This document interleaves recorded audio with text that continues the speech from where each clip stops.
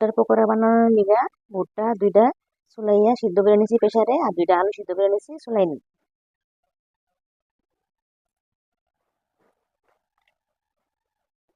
তোমরা তো ভুট্টা দিয়া পপকর্ন খাও, কিংবা আগুনে পুইরা খাও লবণ টবণ দিয়া, বাজারও কিনাই খাওয়া যায়। কিন্তু পকোড়া খাইছো না না খাইছো, আজকে আমি পকোড়াটা বানাবো। ভুট্টা দিয়া পকোড়াটা আমি কেমন করে বানাই আমার এই ভিডিওটা প্রথম থেকে শেষ পর্যন্ত দেখে থাকো। আমি ভুট্টাগুলা আলুটা চলাই নিছি, আর আমি শিলবাটা আমার ভালো কাছে নিই।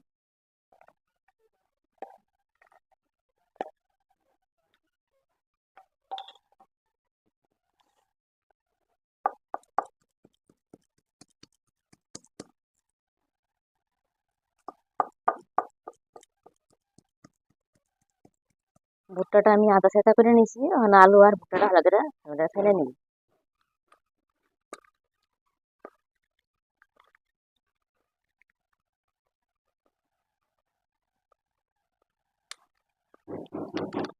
তিনটা পেঁয়াজ কাইটা আলাদা কুচি কুচি রাখছিলাম, আর দুইটা পেঁয়াজ কাঁচা লঙ্কা রাখছিলাম কুচি কুচি করে দিয়ে দিই।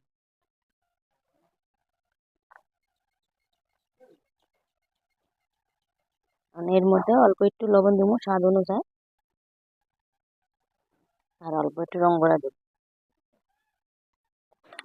দিয়ে ভালো করে সারাই নিই। বন্ধুরা দেখো আমি এটা ভালো করে মাখাই নিছি, এখন আমি একটু কড়াইটা বসাই নিই।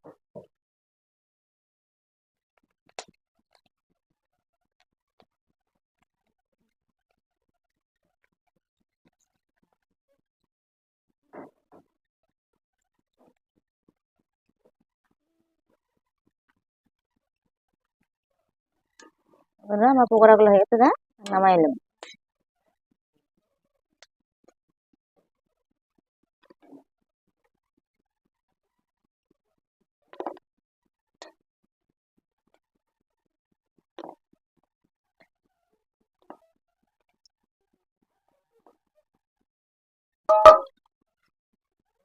আর অল্প আছে দিয়ে নিই।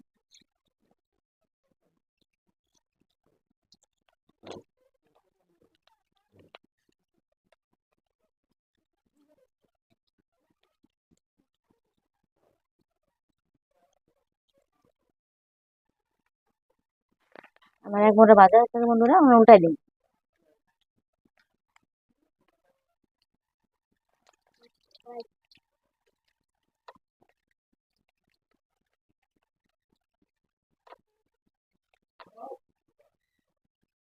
আমার এগুলি ভাজা আছে, নামাই নিলাম।